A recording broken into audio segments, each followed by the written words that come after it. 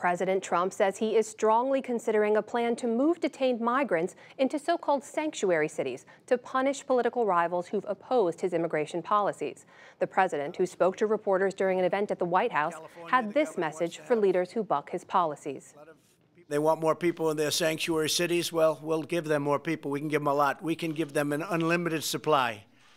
And let's see if they're so happy. They say we have open arms. They're always saying they have open arms. Let's see if they have open arms. Earlier, House Speaker Nancy Pelosi condemned the president's idea. It's just another notion that is unworthy of the presidency of the United States and disrespectful of the challenges that we face as a country, as a people, to address who we are, a nation of immigrants. There are also new reports involving the new acting Homeland Security Secretary, Kevin McAleenan. The New York Times reported President Trump urged him to close the U.S. southern border sooner than the president had said he might during a trip there last week. The Times and CNN both say the president then offered to pardon McAleenan if he ran into legal trouble or was jailed because of the move. Separately, NBC News reported administration officials have discussed a plan to send more U.S. troops to the border to build tent city detention camps for migrants. Some 5,000 troops are already deployed there, mainly to reinforce existing barriers. The fight over extradition for WikiLeaks founder Julian Assange has intensified. Assange was arrested yesterday in London on U.S. charges of conspiring to break into a Pentagon computer.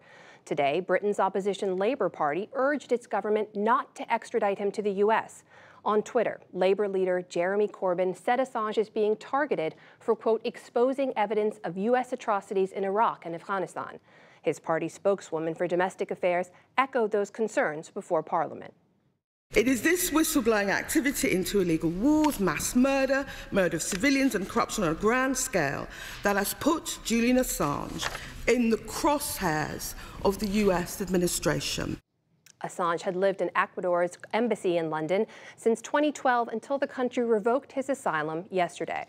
In a Washington federal court today, former Obama White House counsel Greg Craig pled not guilty to lying about his lobbying work in Ukraine.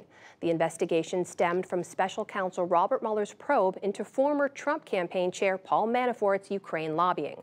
In that same probe, political consultant Samuel Patton was sentenced today to 3 years probation for helping steer funds from a pro-Russian Ukrainian politician to President Trump's inaugural committee. He pled guilty last August for failing to register as a foreign agent. In Sudan, the ruling military council announced today that it will not extradite deposed leader Omar al-Bashir, but will try him at home instead. The military council plans to run the country for the next 2 years, but thousands of people demonstrated in Khartoum today to reject the military's ruling authority and demand a civilian government.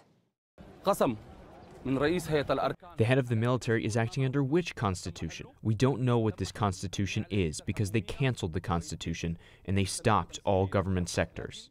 Later in the day, Sudan's defense minister announced on television that he's agreed to step down as the country's transitional leader. Demonstrators also took to the streets of Algeria today after that country's president, Abdelaziz Bouteflika, stepped down last week after ruling for 20 years. Thousands of protesters marched in the capital city of Algiers for an 8th straight week, carrying signs and chanting slogans demanding political change.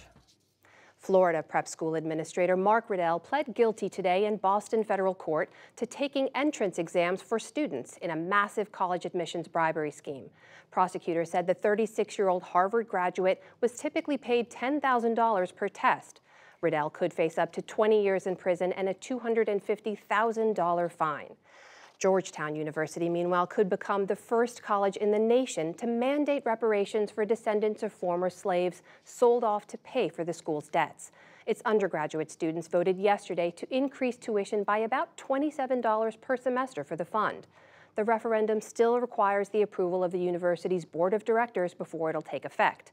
We'll have a look at the political conversation around reparations later in the program. General Electric will pay a $1.5 billion fine to settle an investigation into defective subprime mortgages it offered before the 2008 financial crisis. The Department of Justice announced that today. The move resolves claims that GE hid the poor quality of the loans from investors. The company did not admit to any wrongdoing in agreeing to the settlement. And banks pushed stocks higher on Wall Street today, erasing much of the week's losses. The Dow Jones Industrial Average soared 269 points to close at 26,412. The Nasdaq rose 37 points, and the S&P 500 added 19. Still to come on the NewsHour, FCC Chairman Ajit Pai on what 5G technology will mean for the U.S., where the 2020 Democratic presidential candidates stand on reparations for slavery, Mark Shields and David Brooks on the president's latest stand on immigration, and much more. That means they can't make it.